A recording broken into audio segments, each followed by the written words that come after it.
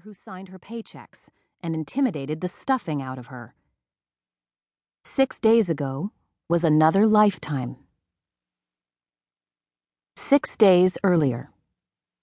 The paper was thick and creamy, embossed with a gold letterhead and engraved ink. Mollie read the note for a second time. Miss Knox, I would like to meet with you to discuss a potential business venture. I will call at the 57th Illinois Watch Company at 2 p.m. this afternoon. Zack Kazmarek, attorney for Hartman's, Inc. Despite the note's formal tone, Mollie was smart enough to be scared stiff.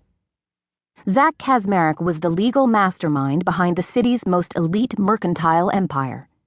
Half of Chicago was in his back pocket, and the other half was afraid of him. Mollie fell into both categories.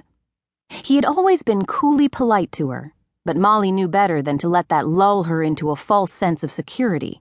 After all, the rumors about Mr. Kazmarek were legendary.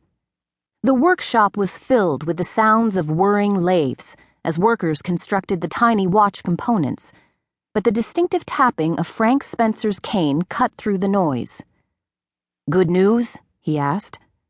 "I don't know," Mollie said. She leaned closer so her voice wouldn't be heard over the steady grind of the workshop and read the note to Frank in a low voice. Frank's sightless eyes stared straight ahead as he absorbed the words, memorizing them with his impressive mind.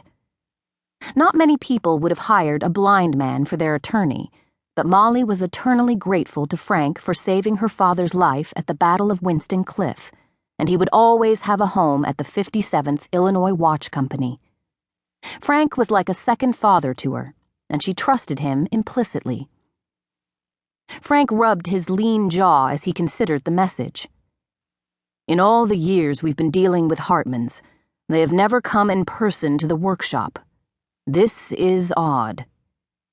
Concern was plain in his tone. Frank was the only other person in the company who understood how precarious their financial situation was. The 57th Illinois Watch Company made the most beautiful watches in America. With enameled dials and hand-engraved gold cases, each watch was a marvel of engineering, combined with spectacular artistry.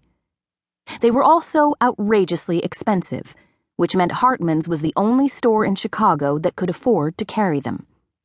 With its marble floors and crystal chandeliers, Hartman supplied the millionaires of Chicago with sapphires from India, perfume from France, and Italian suede leather so soft it draped over the hand like silk.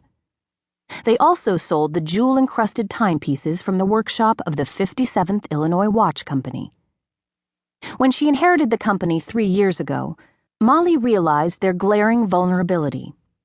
They sold all their watches to Louis Hartman's grand store, and having only one client meant they could be wiped out the moment the mercantile king decided to use another company to supply watches for his store. Her company was at the mercy of Hartman's, which was why a sudden visit from the store's lawyer was so worrisome. Mr. Kazmarek intimidated Mollie down to her fingertips as she twisted the note between her hands. "I was about to settle down to lunch, but now I'm too nervous to eat anything," she confessed. Frank looked anxious too, rubbing his hands against his vest, his eyes darting around the workshop as though he could still see. "Is everything presentable? If the lawyer is coming, he may want to inspect the property." Mollie surveyed the workshop. She loved every square inch of this old building, with its exposed brick walls and high windows. The cavernous room was dominated by 20 work tables set at shoulder height, so the technicians could work without stooping. Each technician had a jeweler's loop over one eye and used pins and tweezers to fit delicate components together. On the other side of the room, the artisans engraved the gold watch covers. Her most valuable assets were Ulysses and Alice Adair, a married couple whose artistic creations fashioned from gold, enamel, and gemstones were soaring hymns to beauty. Mollie's earliest memories were of playing among these tables, watching in awe as her father created the most beautiful watches in the world.